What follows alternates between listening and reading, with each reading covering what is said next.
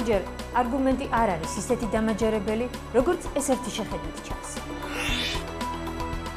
გაიგეთ ნამდვილი არგუმენტების წონა. არგუმენტები თეასი ჭინავასთან. ყოველ საღამოს მაესტროზე.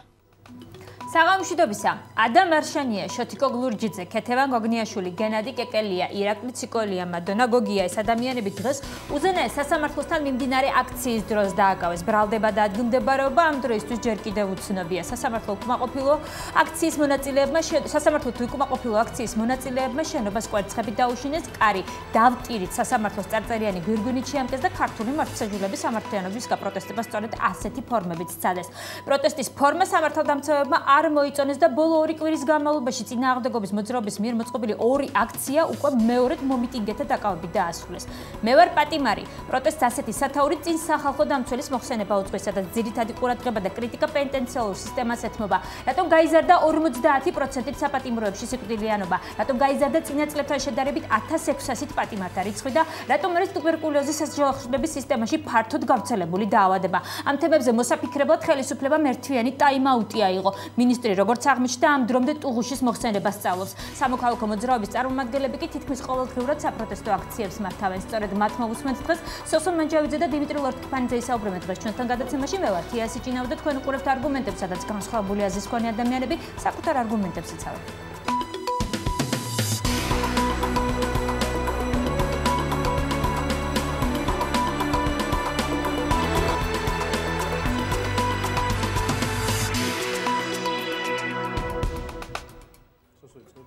მაშასე თქვენ უყურებთ არგუმენტებს და ჩვენი სტუდიის სტუმრები არიან დღევანდელი აქციის მონაწილეები, წინააღმდეგობრივი მოძრაობის ერთ-ერთი ლიდერი ბატონი სოსონ მანჯავიძე, საქართველოს პარლამენტის წევრი ბატონი დიმიტრი ლორთქიფანიძე, რომელიც ასევე იმყოფებოდა აქციაზე და საკუთარი თვალით ხედავდა თუ როგორ ვითარდებოდა მოვლენები დღეს უზენაეს სასამართლოსთან. ვიდრე პროტესტის შინაარსს და იმას თუ რას აპროტესტებდნენ დღეს იქ შეკრებილი ადამიანები ამას გავარკვევდეთ, უნდა გავარკვიოთ პირველ რიგში. მე როგორც მაქვს ინფორმაცია 6 დაკავებულია, არ ვიცი რა ინფორმაციას მომეწოდნენ დღეს ჩვენი გადაცემის სტუმრები, რა ისმის მათი ესე ვთქვათ ადგილსამყოფელი შესახებ და რა ბრალდებით არიან ისინი დაკავებულები. სოსო, შეგიძლიათ გითხრათ? ჯერ ამის შესახებ არაფერი არ ვიცით. მე ჩემი ინფორმაციით 6 არ არის 8 ადამიანია დაკავებული. ჯერ არ ვიცით რა ბრალდებით, თუმცა გაუგებარია რა ბრალდებაზე შეიძლება იყოს ლაპარაკი, იქ ვინც ხედავდა ამ აქციას და გადაღებულია ეს ყველაფერი, იქ ბრალდებებზე საუბარი საერთოდ ზედმეტად მიმაჩნია მე. ეს იყო სამოქალაქო პროტესტის გამოხატვის სჭიდობიანი ფორმა, მაგრამ სამწუხაროდ ჩვენ ვცხოვრობთ დღეს რეალობაში, როდესაც ნებისმიერ ასეთ საზოგადოების ასეთ გამოსვლას მოყვება ხოლმე ტერორისტული რეჟიმის მიერ, პირდაპირ თქვათ ამის შესახებ, იმიტომ საქართველოში გაბატონებულია სახელმწიფო ტერორის გამტარებელი რეჟიმი, რომელმაც იცის თავისი ეს ურიცხვი დანაშაულის შესახებ და ეშინია ხალხის რისხვის. და ნებისმიერ გამოვლენას სამოქალაქო სოლიდარობის პასუხობს სრულად არაპროვოცირებული, არაადეკვატური ძალადობის გამოვლენებით. აი ეს სურათი გვაქვს ჩვენ სახელზე. გასაგებია, მე ვიდრე გადავიდოდი ბატონ დიმეტრისთან იმასთან დაკავშირებით, რა ხდებოდა დღეს უზენაეს სასამართლოს მიმდებარე ტერიტორიაზე, ჩვენ ვცადეთ დავკავშირებოდი შინაგან საქმეთა სამინისტროს ანალიტიკურ დეპარტამენტის ხელმძღვანელს შოთა უტიაშვილს და გაგვეგო, ხო, როგორც მე მომაწოდა ბატონმა დიმეტრიმ ის არ იყოფება საქართველოში, სამწუხაროდ ვერავინ ვერ გვაყენებს საქმის კურსში თუ რა სად არიან ამ შემთხვევაში დაპატიმრებულები და რა ბრალდებით არიან ისინი ესე ვთქვათ დაკავებულები. ბატონი დიმიტრი, თქვენ იყავით და აკვირდებოდით ხო რა ხდებოდა? დიახ, ეს ხო ჩემი მოთხოვნა პატრულის მიმართ, რომ წარმოედგინათ ადმინისტრაციულ სამართალდარღვევათა ოქმი, თუ რა კონკრეტული სამართალდარღვევისთვის აკავებდნენ პირებს და მათ შორის შოთიკო გლურჯიძეს. არ დაურღვევიათ მათ სამოქალაქო წესრიგი? შოთა გლურჯიძეს, აი მე გახლავართ ცოცხალი მოწმე და ჩემთან ერთად ათეული ადამიანი, რომელიც ჩემს გვერდით იდგა თავისთვის. არც ხმა არ ამოუღია საერთოდ. აი ესე მოვიდნენ მაღალჩინოსანი პოლიციის თანამშრომლები, მათ შორის იყო ბატონი გიორგი გეგეჩკორი, ყველასთვის ცნობილი და ასევე ერთ-ერთი მაღალჩინოსანი, რომელმაც თავისი თანამდებობა არ გაამხილა, თუმცა დაადასტურა, რომ გვარად არის უკლება, მას შემდეგ რაც მიკარნახეს, რომ იგი არის გვარად უკლება და სწორედ მათი მითითებით მოხდა რამდენიმე პირის დაკავება ადგილზე. ისინი უთითებდნენ შემსრულებელ პოლიციელებს, ანუ ჩინით დაბალ პოლიციელებს, თუ რომელი პირები უნდა დაეკავებიათ და მათ შორის იყო შოთა გლურჯიძე, რომელიც დააკავეს. პირდაპირ გავყევი მე შოთა გლურჯიძეს მანქანამდე, სადამდეც იგი მიიყვანეს ხელში აყვანილი.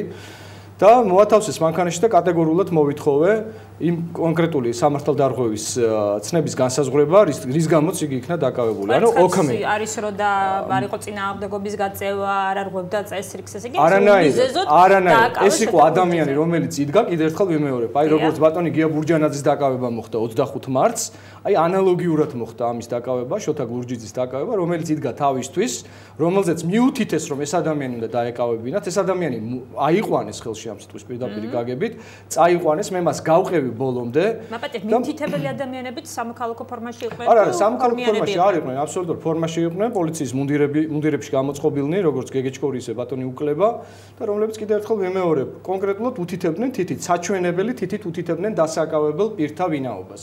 რომ აი ეს დააკავე, ეს დააკავე, ეს დააკავე.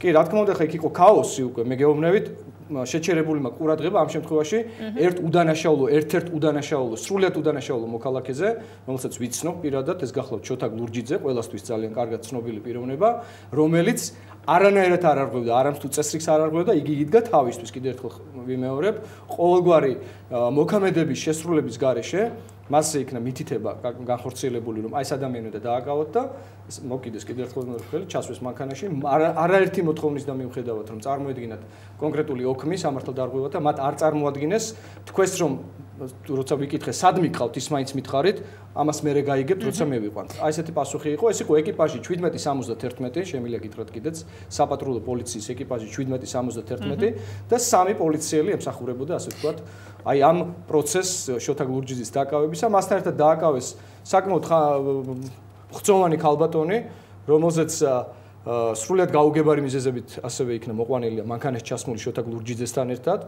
შეშინებული იყო საწყალი ნამდვილად შევედი მის მდგომარეობაში და შევეცადე გამერკვია კიდევ ერთხელ ვიმეორებ ამ შემთხვევაშიც რა იყო რა თქმა უნდა ისევ დუმილი რომელსაც კი ბატონ დიმიტრი თქვენ ბრძანდებით საკანონმდებლო ორგანოს წარმომადგენელი ჩვენ ყველამ ვიცით კანონი რომელიც მიიღო პარლამენტმა შეკრებებისა და მანიფესტაციების შესახებ ხო მე ჯერ არ ვისაუბრებ იმ ნაწილზე რომელიც გულისხმობს გზის სავალი ნაწილის ესე ვთქვათ გადაკეთებას და ასე შემდეგ ერთი დეტალი რაც მე მაინტერესებს რაც შეეხება მომენტს რომელიც არა, მეტრაჟს მერე დავუბრუნდეთ. კვერცხებით სროლას რაც შეეხება, ეს თქვენთან მინდა გავარკვიო.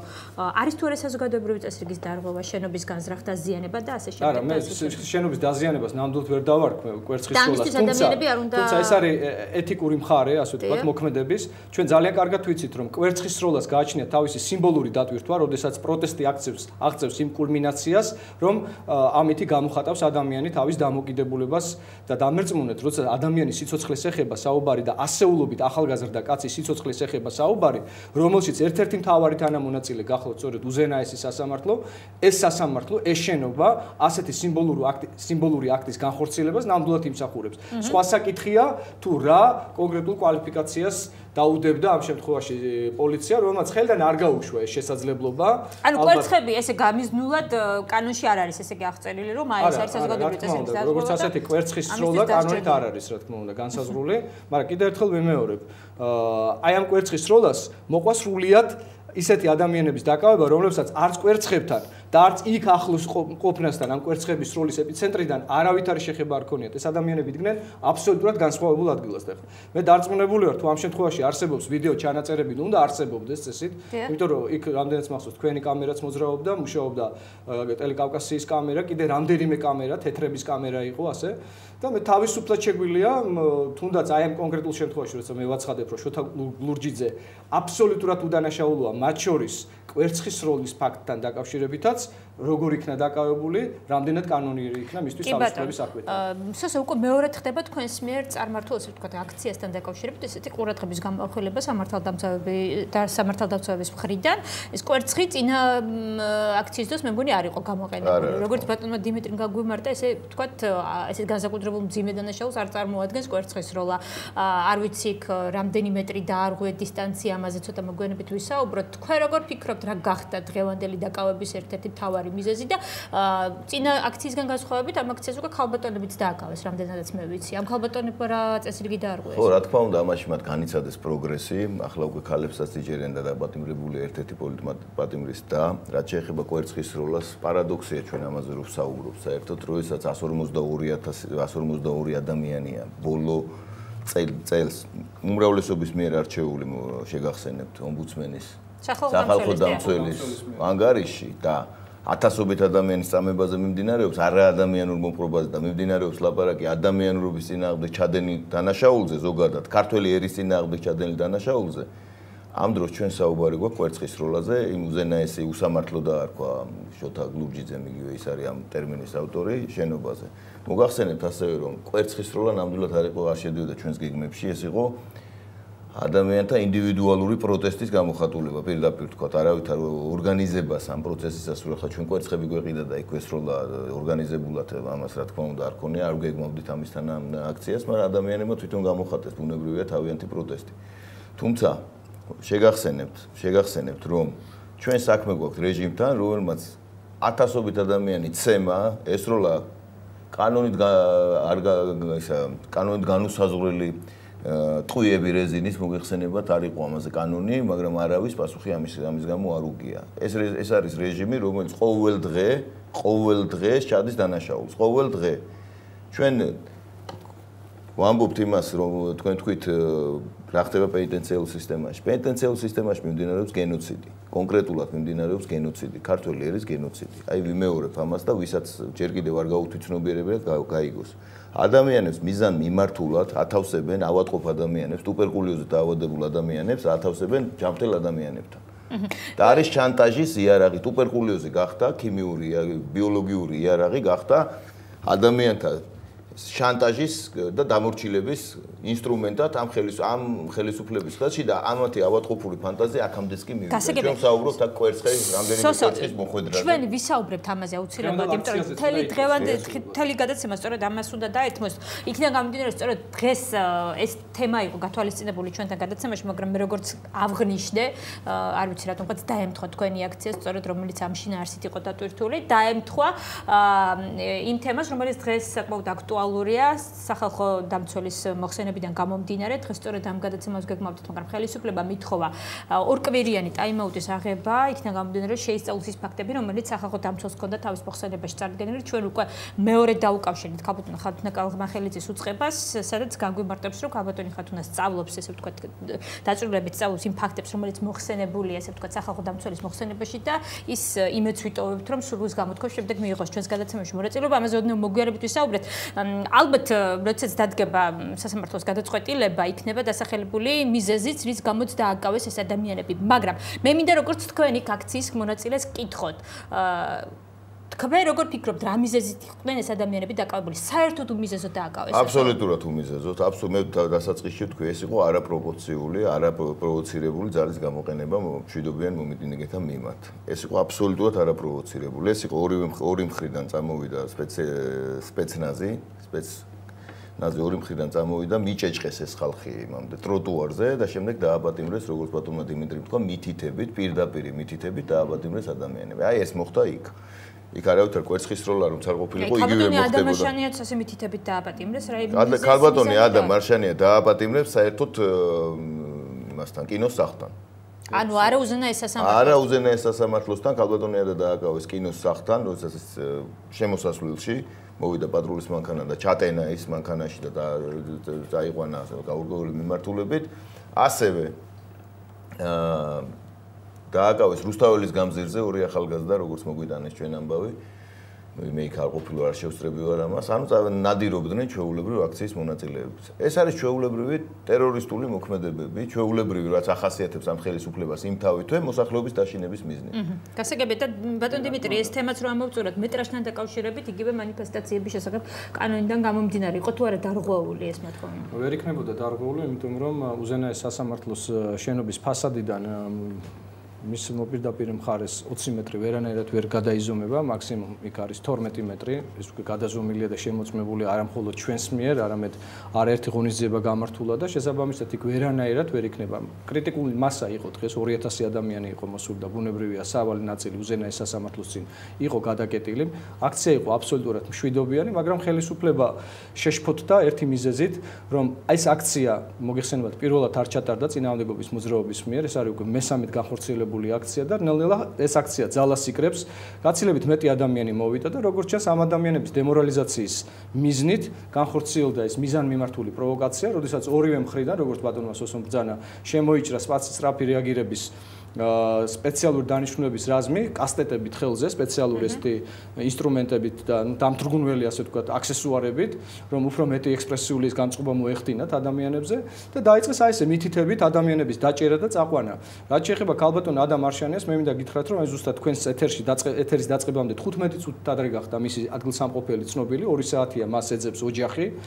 მას ეძებენ უზენაეს საბჭოს წევრები აფხაზეთის, მას პირადად მეც ვეძებდი, გავაკეთე განცხადება ინტერპრეს ნიუსით, რომ უფრო რეზონანსული გამხდარიყო, რომ იქნება ამის შემდეგ მაინც ეკადრებინათ და ეთქვათ თუ სად აყავთ და ეხლა გახდა 15 წუთის წინ ცნობილი, რომ ქალბატონი აადა მიყვანილი ყავთ ორთაჭალაში შინაგან საქმეთა სამინისტროს შენობაში. საინტერესოა ეს გარემოებაც, რომ ეს ადამიანები, ნაწილი ადამიანებისა დააკავეს სწორედ უზენაეს სასამართლოს შენობის წინ, ხოლო ქალბატონი აადა ამ აქციის დასრულებიდან დაახლოებით 40 წუთში 45 წუთში დააკავეს კინოსახლის წინ, სადაც იგი იდგა, როგორც თვითმხილველები ამბობენ, საუბრობდა ტელეფონზე, რა დროსაც მასთან მიიჭრა 4 პირი და ძალის გამოყენებით ჩასვეს მანქანაში და წაიყვანეს. ასევე იქნა 2 პირი კიდე დაკავებული, სულ 8 პირია დაკავებული. რამდენიც მე მაქვს ინფორმაცია, მათ შორის არიან დევნილთა კომიტეტის წარმომადგენლებიც. რაც შეეხება დღევანდელ აქციას. დღევანდელი აქცია იყო ძალიან მნიშვნელოვანი აქცია.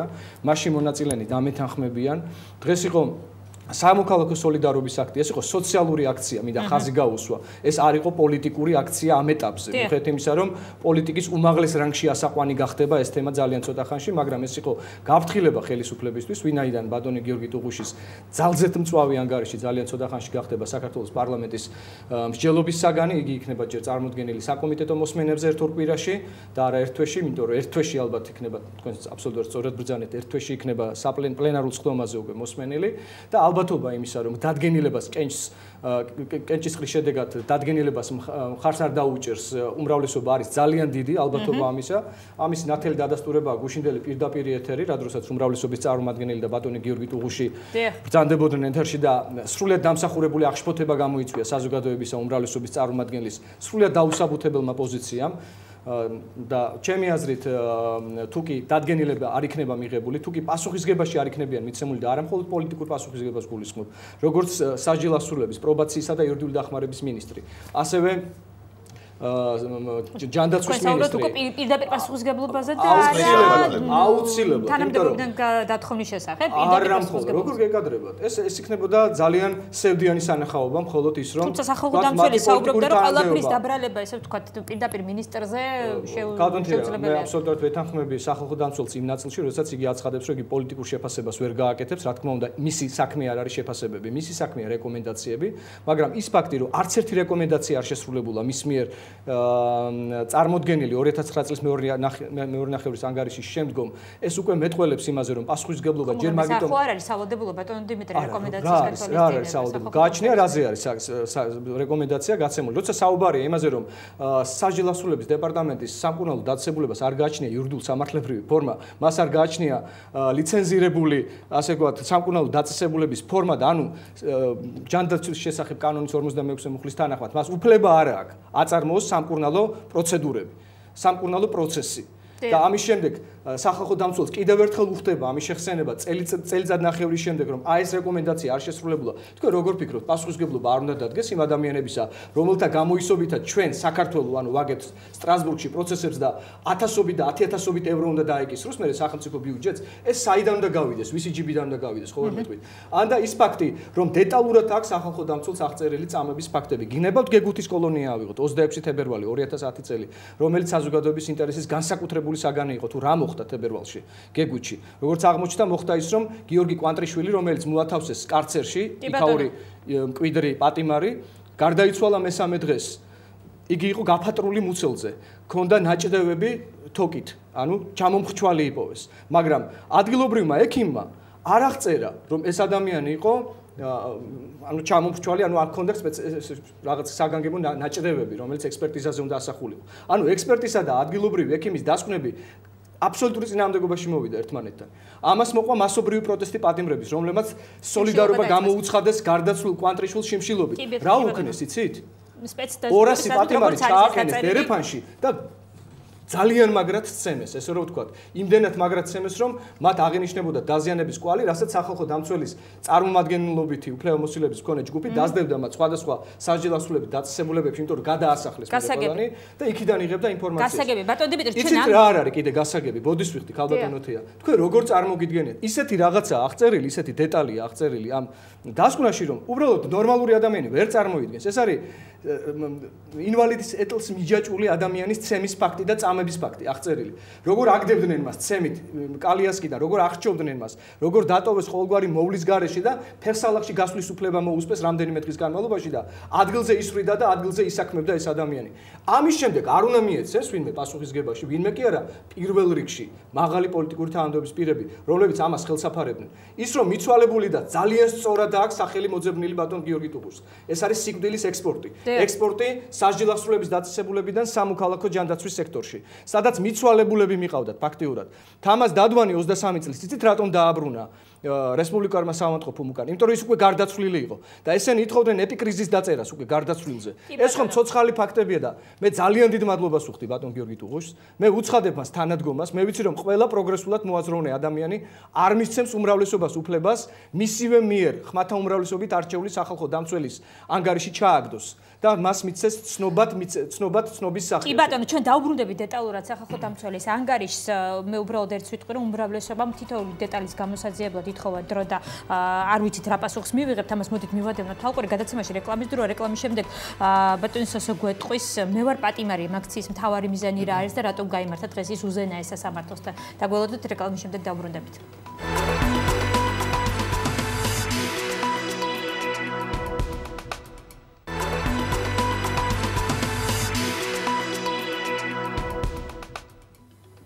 თქვენ უყურებთ არგუმენტებს და ჩვენი გადაცემის სტუმრები არიან სოსო მანჯავიძე, დიმიტრი ლორთქიფანიძე. მე კიდევ ერთხელ შეგახსენებთ, რამდენიმე საათის წინ უზენაეს სასამართლოსთან მიმდინარე აქციის დროს დააკავეს რამდენიმე ადამიანი, მათ შორის არის ადამ მარშანია, შეთკო გლურჯიძე, მათი ადგილმდებარეობა ჯერჯერობით ადგილსამყოფელი ჯერჯერობით უცნობია და არ ვიცით რა ბოლოდებით არიან ეს ადამიანები დაკავებულები. აქცია დღეს უზენაეს სასამართლოსთან გაიმართა, მის სახელწოდება იყო მე ვარ პატიმარი, რატომ უზენაეს სასამართლოსთან. სოსო იქიდან გამომდინარე მე ვიცი აქციის სულისკვეთება გულისხმობთ. აქედან გამომდინარე ვსვამ ამ კითხვას. ეს მესამე აქცია იყო სახელწოდებით მეც პატიმარი.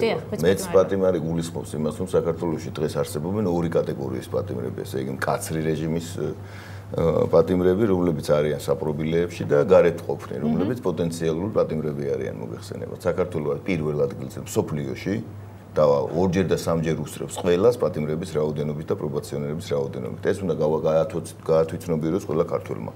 თუ რასთან აქვს საქმე, ეს არის უპრეცედენტო ტერორისტული რეჟიმი, რომელიც ახორციელებს ტერორს მთელი მოსახლეობის მთელი ფენების წინააღმდეგ. ამიტომ, რა თქმა უნდა, ლოგიკური იყო ჩვენი მისვლა უზენაეს სასამართლოსთან, რომელიც წესით უნდა იყოს მართლმსაჯულების სასახლე ახორციელებდეს კონტროლს ქვეყანაში მართლმსაჯულების აღსრულებაზე.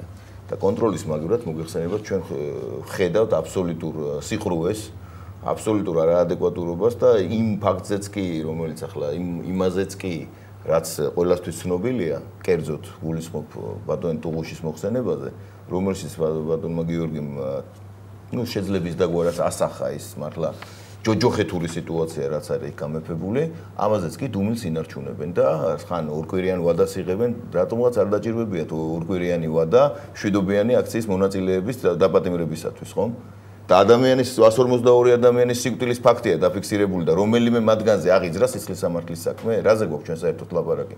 და ბოლო 5 წლის მანძილზე დაღუპულია ოფიციალური მონაცემებით, სასჯელ აღსრულებით დაწესებულებაში 600-ზე მეტი ადამიანი.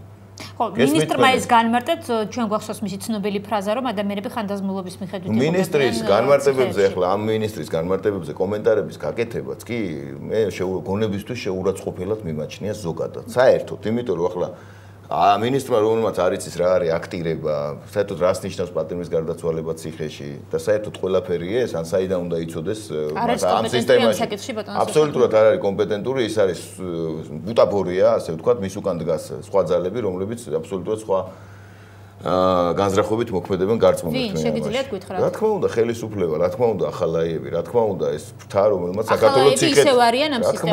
რა თქმა უნდა, როგორ ის სადისტური მეთოდები, სადიზმი, რომელიც დამკვიდრებულია იქ, ეს პირდაპირ უკავშირდება ახალაიების გვარს. ეს ხომ კარგად ვიცით უყველა.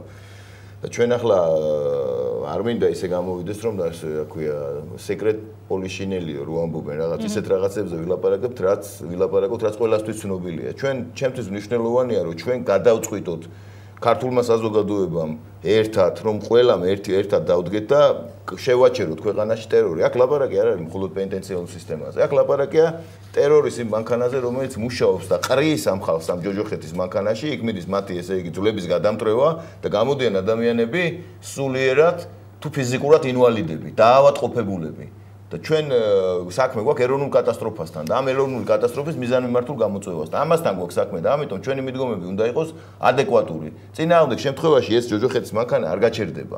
გასაგებია ბატონ სოსო თქვენ ტუბერკულოზთან დაკავშირებით ესეთი ფრაზა გამოიყენეთ, ეს არის ბიოლოგიური იარაღი ხელისუფლების ხელში. რას ნიშნავს ეს, როგორ შეგიძლიათ ეს? რას ნიშნავს და ამის შესახებაც ფართოდ არის ცნობილი, ნებისმიერი პატიმრისმშობელს შეეკითხეთ და გეტყვით, რომ მიმდინარეობს ტუბერკულოზით დაავადებული ადამიანების შეყვანა საკნებში.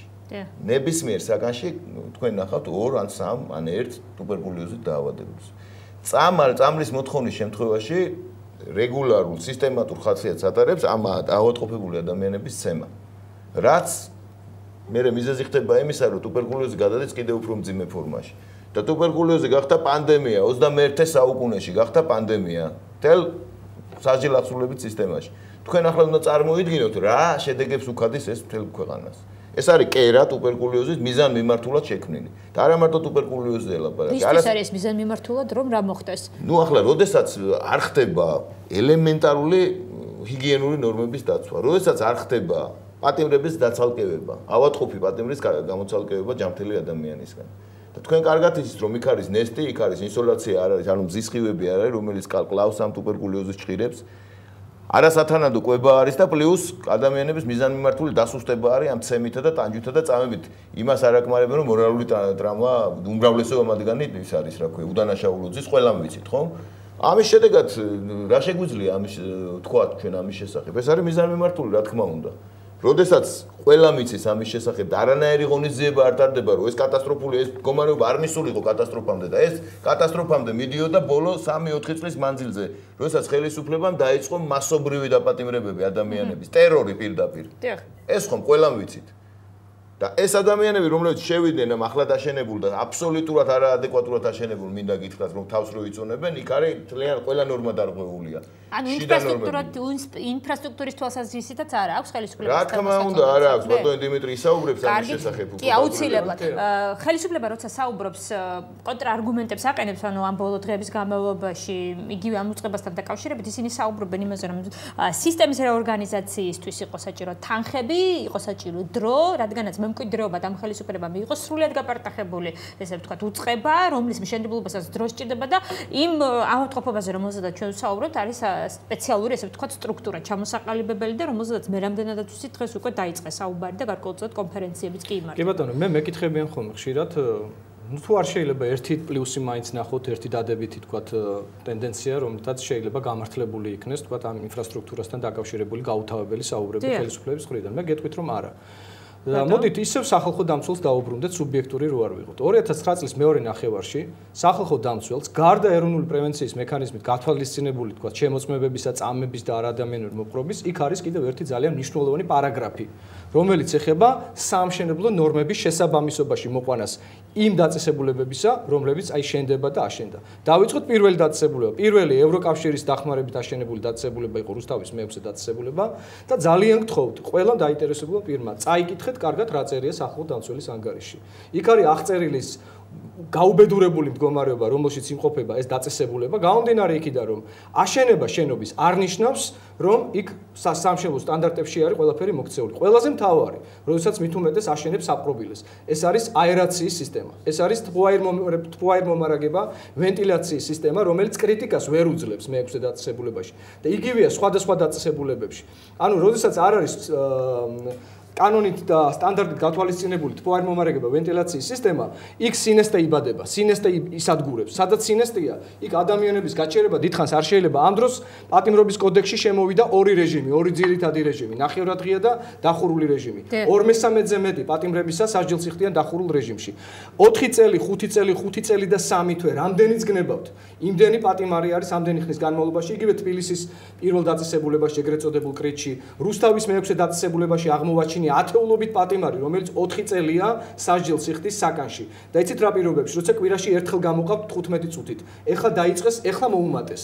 ეხლა მოუმატეს, რომ სალაპარაკო არ გაუჩინონ, მაგრამ კვირაში ერთხელ 15 წუთით ადამიანი გამოყავდეს და 4 წელი ყავდეს დამწყდეული, როგორც ბასტილიის ჯურღმულებში ყავდათ, დამწყდეული ისე ადამიანი, ბუნებრივია ის გარანტირებული ტუბდაავადებულია, გარანტირებული. ამა გამოიწვია, რა თქმა უნდა, ის ფეთქება, აფეთქება ტუბერკულიოზის. მაგრამ ნახეთ რა ხდება. ტუბერკულიოზის მკურნალობას და პრევენციას ეწეოდა წითელი ჯვარი. წითელი ჯვარი ვეღარ ახორციელებს ამ ღონისძიებას და ამ პროგრამას. ეს იყო დოცი პროგრამა და დოც პლუს პროგრამა. დოც პლუს პროგრამა ხორციელდებოდა მულტირეზისტენტული ფორმით. მულტირეზისტენტული ფორმა ეს არის ფორმა, რომელიც არის უკურნებელი სენი. რა შემთხვევაში ვითარდება და ესე ძალიან კარგად აქვს სახალხო დამცველს ჩამოყალიბებული. განსაკუთრებით იმ შემთხვევებში, როდესაც ერთხელ დაწყებული ანტიტუბერკულიოზური მკურნალობა არ არის მიყვანილი ბოლომდე და სწორედ ეს არის ერთ-ერთი თავი და თავი ამ ეპიდემიის გავრცელებისა, რომ პატიმრები, რომლებიც იწყებენ მკურნალობას, არ მიყავთ ეს მკურნალობის კურსი შესაბამის დაწესებულების ხელმძღვანელებს ბოლომდე, ხდება ამ პიროვნების გადაყვანა მერე სხვა დაწესებულებაში და ხდება აი მულტირეზისტენტული ფორმის ჩამოყალიბება. ანუ მდგრადია ინფექცია, არის შტამი, ტუბერკულიოზის შტამი, მდგრადია კონკრეტული მედიკამენტოზური მკურნალობის მიმართ. ანუ იქ უკვე ქიმიოთერაპიული მკურნალობა იწყება. იქ იწყება ძალიან ძვირფასი მკურნალობა და ასეთი მკურნალობის თავი უკვე სახელმწიფოს აღარ გააჩნია და შესაბამისად ეს ადამიანები არიან განწირულნი. რა გამოსავალია ამ შემთხვევაშიც კი? არის გამოსავალი. და ამას ითხოვენ მშობლები. ეს არის უწყებათაშორისი მუდმივი მოქმედი სამედიცინო კომისიის დროული ამოქმედება. რამაც უნდა უზრუნველყოს ძიმე და უკურნებელი სენით დაავადებული პატიმრებისთვის სასჯელის შემდგომი ვადის გადავადება. გასაგებია, რისი ბრალია ეს ყველაფერი? გულგრილობის, არაკომპეტენტურობის, რა არის აქ მთავარი მიზეზი, რომ ვიცოდეთ უწყება რა შეცდომას უშუალოდ? რა საინტერესო შეკითხვაა. მიზეზი ძალიან ბევრია. კიდევ ერთხელ მიმეორებ, დაწყებული შესაბამისი ინფრასტრუქტურის ვერ მოყვანასთან იმ ნორმატივებთან, რა ნორმატივებითაც ეს ინფრასტრუქტურა უნდა ვითარდებოდეს, დამთავრებული ჯანდაცვამდე ხელმიუწვდომლობის კონკრეტული ფაქტებით. გამომდინარე იქიდან, რომ მედიკამენტები და ანუ აფთიაქი ზოგადად რო ვთქვა, სასჯელ აღსრულებას არ აქვს უზრუნველყოფილი იგივე რესპირაციული დაავადებებისთვის. სამინისტრო ამბობს, თქოს ისევე ხელმისაწვდომია მედიკამენტები, როგორც ციხის გარეთ, ისევე ციხის შიგნით. არანაირად, ჩემთან ხა მე პირდაპირ შეხება მშობლებთან, რომლებიც ყოველ ორ შაბათს მოდიან ჩემთან, ძალიან ბევრი ოჯახის წევრი მოდის, რომლებიც აცხადებენ, რომ ისინი დადიან, თქვათ იგივე ტუბ დაწესებულებაში მიდიან, იქ არის სპეციალური სარკმელი, სადაც აბარებენ წამლებს, რომლებსაც მას თხოვენ კონკრეტული, ასე ვთქვათ, კონკრეტული დაავადებულის მიმართ დანიშნული მკურნალობიდან გამომდინარე. ეს არის მასობრივი შემთხვევები. სამკურნალო აფთიაქი არ არსებობს იმ ფორმაში და იმ ასე ვთქვათ კონდიციაში, რომელთაც უნდა უზრუნველყოფილი იყოს პატიმრების მკურნალობა და შესაბამისად ოჯახის წევრები იძულებულნი არიან. ვისაც არ ყავს მომკითხავი, ვისაც არ ყავს პატრონი, ის არის განწირული. ანუ ესე იგი ეს გულგრილობის ბრალია. ეს არის გულგრილობის, ეს არის დანაშაულებრივი გულგრილობის ბრალი. პირველ რიგში, თქვენ ვერ დამისახელეთ მსოფლიოში ტუბ დაწესებულება, სადაც არსებობს კარცერი. შეგიძლიათ ლოგიკაში მოიყვანოთ ერთმანეთთან მიმართებაში სამკურნალო დაწესებულება და კარცერი. არადა ეს კარცერი არის პირდაპირ ეფექტური მექანიზმი იმისა, რომ დათრგუნონ და დეპერსონიზირება მოახდინონ პირდაპირ თქვათ პატიმრებისა, შეყავთ ამ კარცერებში, შემდეგ ანაწილებენ ამ სასჯელ აღსრულებით დაწესებულებაში. არაერთი ადამიანი გარდაიცვალა ამ კარცერში. მათ შორის გეტყვით 2010 წლის ანგარიშის მიხედვით ჯარდებული ქეთიშვილი, რომელიც ეტაპირებული იქნა გეგუთის დაწესებულებიდან, მოთავსებული იქნა ტუბ დაავადებული, წარმოიდგინეთ, კარცერში და კარცერში დალია სული ამბიჯი. გასაგებია, ბატონ დიმიტრი, ბატონ სოსო. ასეულობით არის ეს შემთხვევა, ქალბატონო თეა. და დღეს მე ხმამაღლა ვაცხადებ. მე მესმის, რომ ძალიან მძიმედ ჟღერს ეს, მაგრამ ასეულობით ადამიანი დგას სიკვდილის მოლოდინში. ანუ სიკვდილის ექსპორტი გრძელდება და ამას უნდა დაედოს ბოლო. ამიტომ ჩვენ დღევანდელ აქციაზე გამოვაცხადებთ, რომ ლაზარეს შაბათს, მიცვალებულთა შაბათს ვახორციელებთ სულის მოსახსენებელ პანაშვიდს, აი იმ გარდაცვლილებისა, რომლებიც ციხის სისტემაში, პენიტენციალურ სისტემაში გარდაიცვალნენ. ეს იქნება საყოველთაო სამოქალაქო სოლიდარობის აქტის გამომხატველი აქცია. აქ იქნება აღვლენილი როგორც პანაშვიდი, ისე მოწვეული იქნებიან გარდაცვლილთა მშობლები, რომელთანაც მოქალაქეებს ექნებათ შესაძლებლობა მივიდნენ და გამოუცხადონ თავიანთი სამძიმარი. და მე ღრმად ვარ დარწმუნებული, რომ 16 აპრილს 2011 წლისა საზოგადოება მოვა სამების ყოვლადწმიდა საკათედრო ტაძარში 3 საათზე, რათა თავისი მოქალაქეობრივი ვალი გამოხატოს ამ ადამიანების მიერ. დასაგებია, გადაცემის დასკვნით ნაწილში ბატონო სოსო, ბატონო დიმიტრი, მე თქვენი აზრი მაინტერესებს რა ბედიელის სახალხო დამცველის მოხსენებას, იმიტომ რომ ეს არ არის პირველი მოხსენება, რომელიც ესე ვთქვათ, საკანონმდებლობის განსხვავებიდან ერთგვარად უყურადღებოდ რჩება. მოდით ამაზე ვისაუბროთ გადაცემის დასკვნით ნაწილში და რას მოქმედებს ამასთან დაკავშირებით შემდეგ სამოქალაქო სექტორი და ასევე საკანონმდებლო ორგანოს უმცირესობის წარმომადგენლები. დაგლოვდეთ.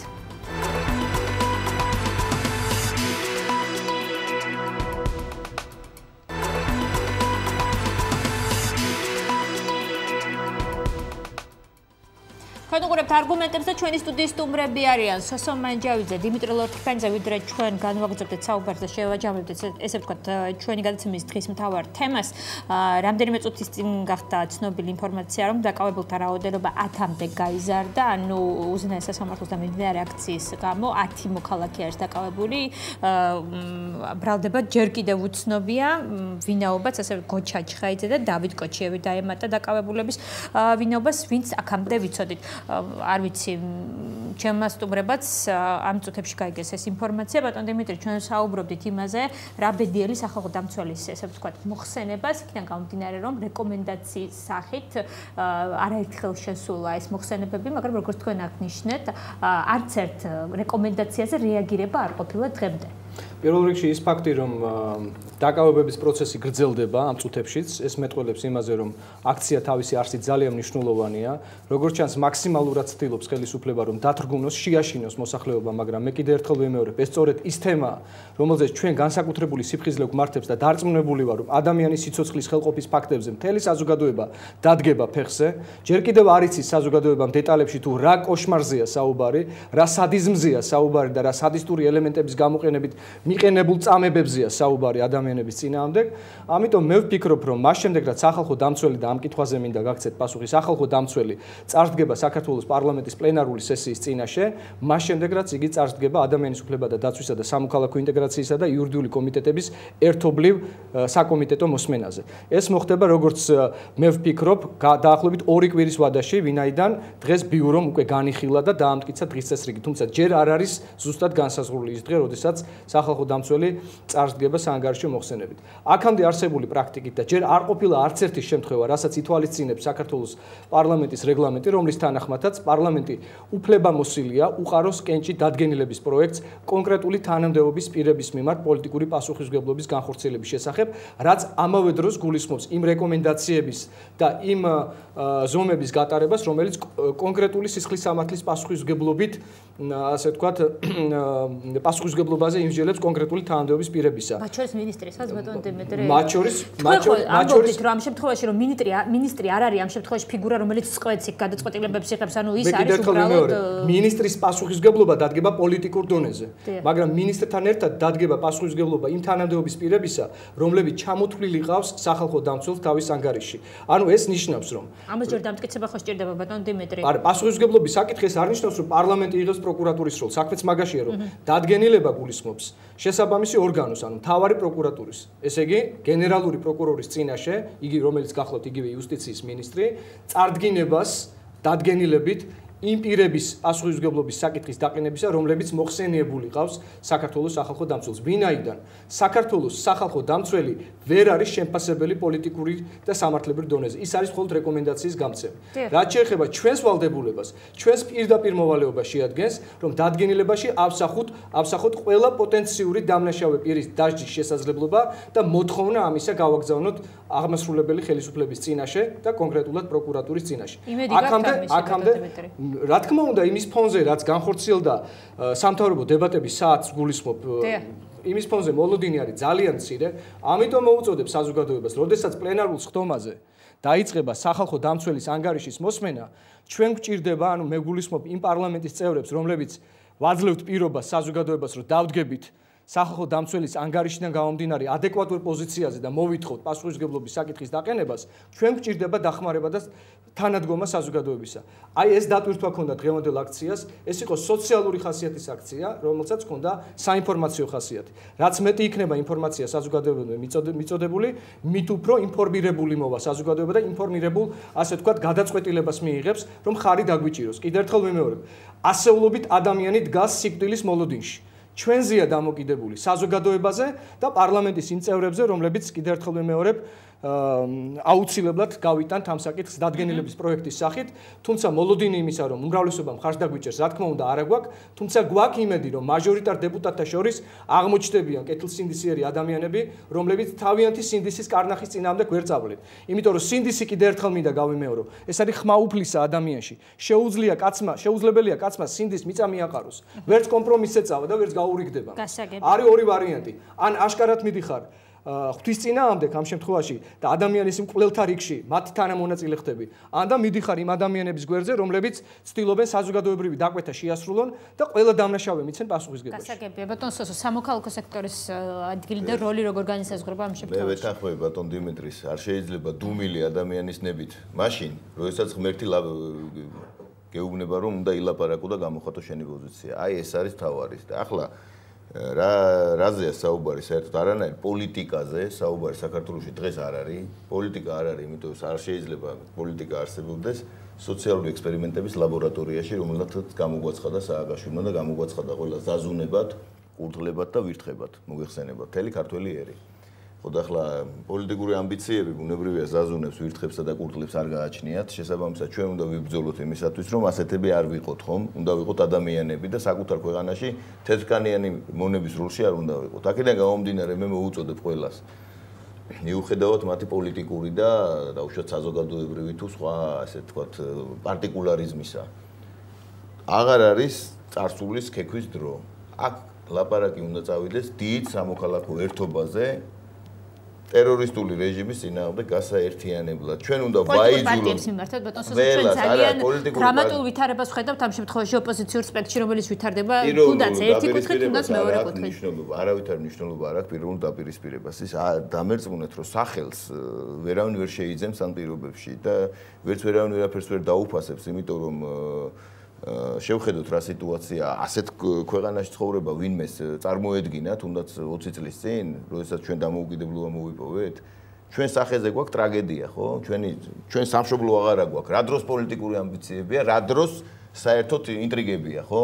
ჩვენ ყველანი უნდა გავერთიანდეთ და დავამთავროთ ერთხელ და სამუდამოდ საქართველოში ტერორი. მათ შორის სამოქალაქო საზოგადოება, მათ შორის სამოქალაქო პირველ რიგში სამოქალაქო საზოგადოება. ბატონ სოსო, რამდენიმე საათის ინტერვალში თქვენ და სახალხო კრებამ სწორედ ლუზნეეს სასამართლოს მიმდებარე ტერიტორიაზე დღეს გამართეთ აქცია, მათაც სასამართლოსთან დაკავშირებით ჰქონდათ ესე ვთქვათ მოწოდება.